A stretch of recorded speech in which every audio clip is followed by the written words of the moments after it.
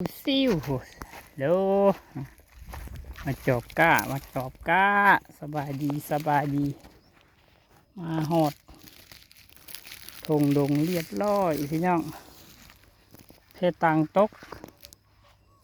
ก็บ่เป็นหยังพี่น้องเอ้ยเพื่อนเบิ่งดูแลให้ดีเนาะแต่ว่ามันประมาณว่าหากระตุกเนาะแต่ต่างมันตกก็มายึงขึ้นเป็นยังมีปัญหาเนาะ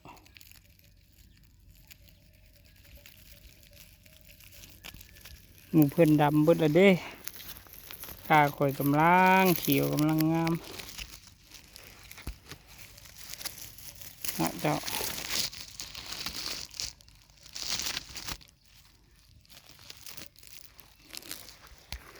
ขออนุญาตมัดเพตังกันเด้อบ่ได้เลื่อนให้เพื่อนเบิ่งว่าภูมิสันฐานไหนาตะก้าของข่อยที่นี่เป็นจังได้หญ้างามบ่ ทานแต่หญ้านะเจ้าพ่อเว้าถึงว่าไทยพุทธนะน้ำบ่ทันมีไทยให้มันหญ้าเกิดบ่ไทยให้มันเจ็บเป็นยังเนาะเจ้าข่อยบ่ต้องไทยนี่หัวก้าข่อยประมาณนี้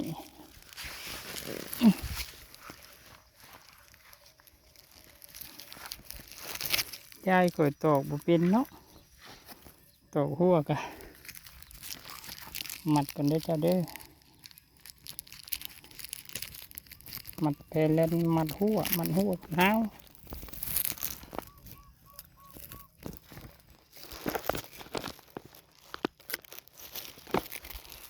ขออภัยที่กล้องจุใส่หน้างามไหมเนาะข่อยมือหนึ่งจับอยากให้เพื่อนเบิ่งมือหนึ่งกับมามัดอันนี้มามัดหัว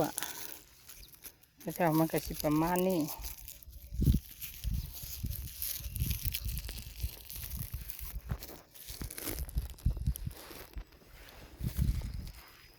งามอยู่เด้อกาข่อยงามอยู่เจ้าอันนี้เป็นก้าข้าวเจ้ามะลิตรงนี้เห็ดตะก้าหนึ่งตาสิพ่อหรือบ่พี่น้องเอ้ยนาก็ให้บ่ใหญ่บันไดรับนา13ให้เนาะ34ให้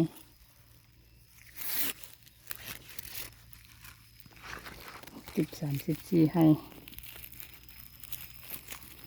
มัดนี่กันเด้อพี่เพื่อนเด้อ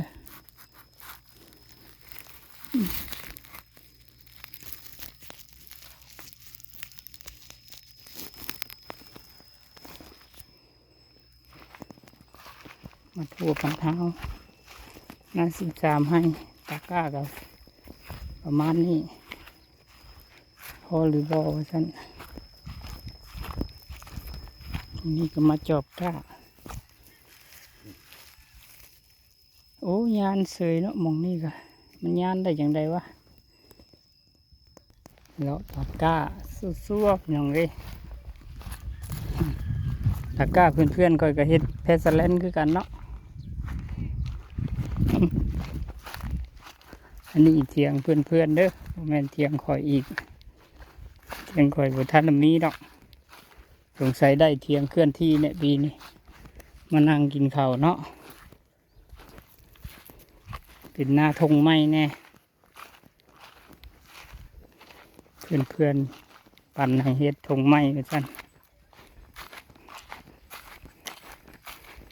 มาลูกซ้าย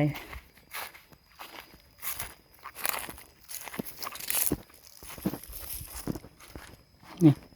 มันเยิ้งพี่น้องเลยกสิมาบริบัติเชื่อมันเยิ้งนี่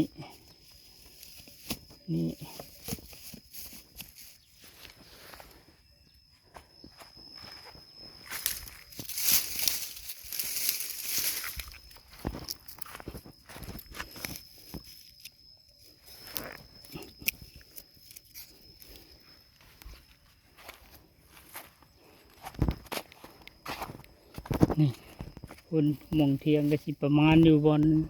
กอไผ่เพิ่นแหละนะเจ้าถ้าค่อยได้เฮ็ดนะและอยู่ห่มไผ่ก็มีทางเข้าอยู่นะเจ้าวันนี้ก็สิไปต่อนะพี่น้องเอ้ยเข้าไปจบสวนต่อเนาะ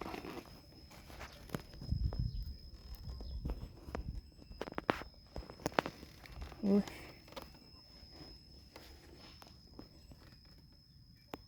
ค่อยก็เห็นตาส้มแดดอยู่ปีนี้มันส้มแดดอะลีมันเป็นส้มผลพี่น้องเอ้ยนี่ตะกร้าส้มแดดฮ้อนๆแหมๆคือผลสีโมสีมาเลยเนาะเจ้า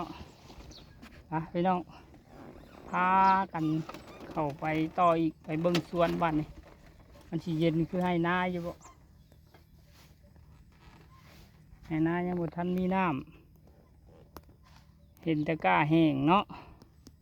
ขอกำลังใจในเด้อเพื่อนๆเลยบุญบุญหลาย เกิดมาได้แต่หน้าน้ำแห้งดินาลูกเด้นาลูกข่อยก็มีอยู่เด้อให้หนึ่งเนาะน้องข่อยก็บักง่ายมันดิที่ทงโคกกูอันนี้มันทงดงพี่น้องทงดงเด้มีตอไม้มีธรรมชาติป่าไม้หลายเนาะเจ้านี่มันทงดงรวมไปด้วยป่าไม้แต่ว่าข่อยก็เอาเมื่อให้เทือนได้สาน้ำต้นมันใหญ่กันดิเอาเห็ดลักขั่วนี่เห็ดทั่วเห็ดห้าวนี่ก็เป็นต้นไม้ใหญ่ทั้งนั้นแหละนี่ไม้เลี้ยงก็เริ่มใหญ่เพราะว่าไปนี่ก็สวนเนาะเจ้าสวนกับพี่พาน้องเขาไปเลาะสวนพุ่นแหละเนาะวันนี้หลังจากที่มาเวเบิ่งหน้าทงดงแล้วก็สิเขาสวนอีกเนาะมือหนึ่งข่อยก็ไปหลายบ้านสั่นไปหลายที่ใครบอกว่าข่อยมั่นกับข่อยว่าเองเด้อวันนี้ก็มาฮอดทงดงแล้วจักหน่อยนี่ข่อยก็สิไปต่ออยู่สวนเอาพบกัน